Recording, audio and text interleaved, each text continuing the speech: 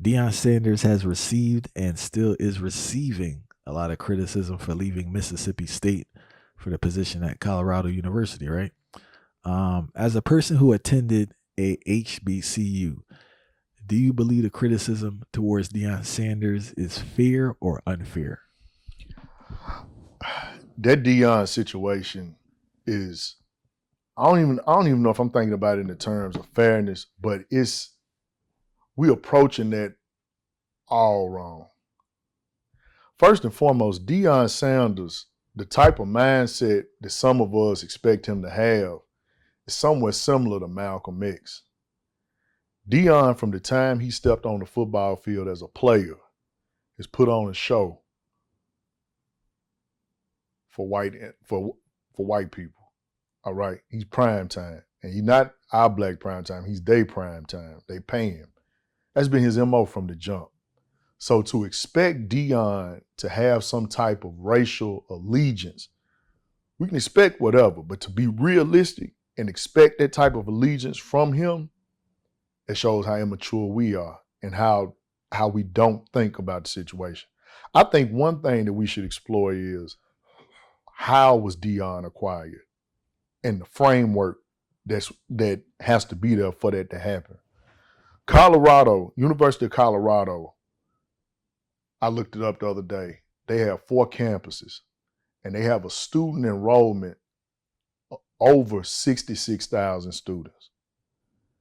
Their average tuition is right under $22,000.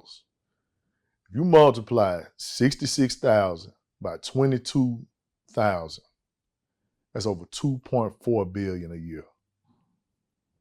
Colorado can buy whoever they want. It'll always be another Deion. That's going to happen. And the reason that Colorado was able to acquire Deion is because they have that type of framework. You talking about a college and a university that rivals some corporate entities generating that much money a year. You can put all kind of money in your athletic department and get who you want. Jackson State, where Deion came from. Oh, it's Jackson State. Jackson State. My bad. Yeah, no, it's all good. Jackson State has an enrollment somewhere between 7,000 and 9,000. I didn't look up their tuition, but if it was the same, you're still looking at almost 10 times less than that. What we should be advocating for, those of us who have a problem with Deion did, and that is a problem, but those of us who had a problem with what Deion did, we first need to do a very constructive analysis on how that happened and what we really need to be advocating for. If your college or university ain't built around academics first, and you're not seeking to build these different fields of study, you'll always lose a Deion. You'll lose anybody. That's how that goes. We thinking that we're gonna build an athletic department around top tier coaches and all that. It doesn't happen like that when you don't have a college and university that's up to par to rival when it comes to not just enrollment, but just academically. You have to center your program around that first. We need to be advocating for Jackson State, Tennessee State, where I went to school, Bethune-Cookman, Florida A&M, Southern University. We have to advocate for them to build up academically first. To hell with the athletic department right now.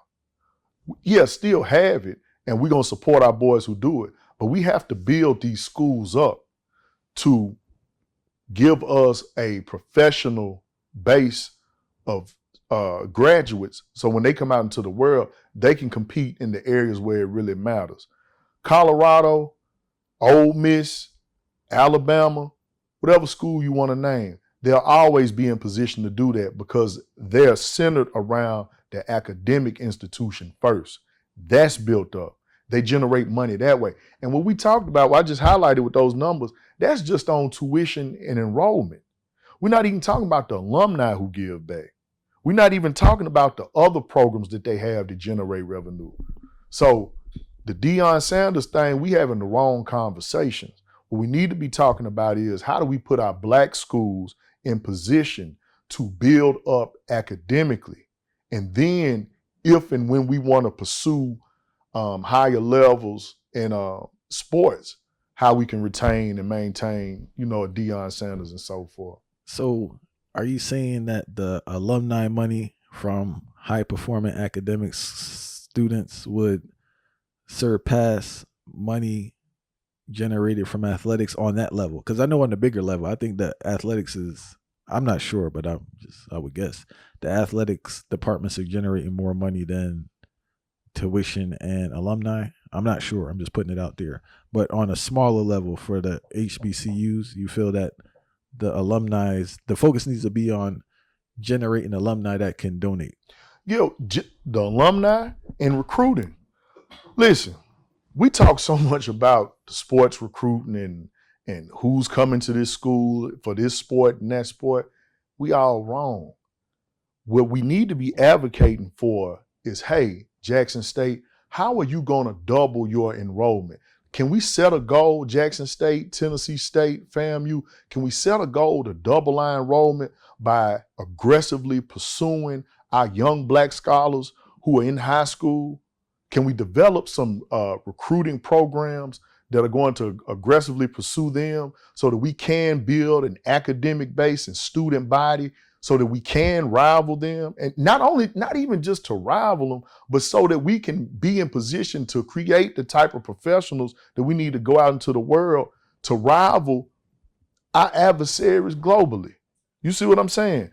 We are so fixated again. Bro, I think you set the tone for this conversation with the anti-intellectual thing. We are so driven by the things that mean least in the long term, least. You can't tell me the top 5 student athletes that came out of Alabama in 2005. And if you can, it doesn't matter. Or who came out in 2015 or 2022, it doesn't matter. These things are meaningless. You have China, Russia, nations who are circling the wagons around this country, who are out competing this country, who very well one day may be the say-soers of the global climate. This should be the least of our concerns. But since this is the conversation, we have to be focused on building our HBCUs up academically. And one thing, when I had a conversation with Dr. Umar, he dropped something that I hadn't thought about realistically. He was saying we might have to develop new colleges, new black colleges and universities. But we are in dire need, and we have to focus on the things that matter, especially academically, as opposed to the sports. You'll never be able to retain a higher level, a top tier coach if you don't have the academic infrastructure there first. It's going to always fail. The bottom's going to always fall out if you don't have the foundation set up correctly. So that Deion Sanders thing, that's a phenomenon that's going to keep replaying until we decide to be serious about building our high institutions of education up academic-wise first.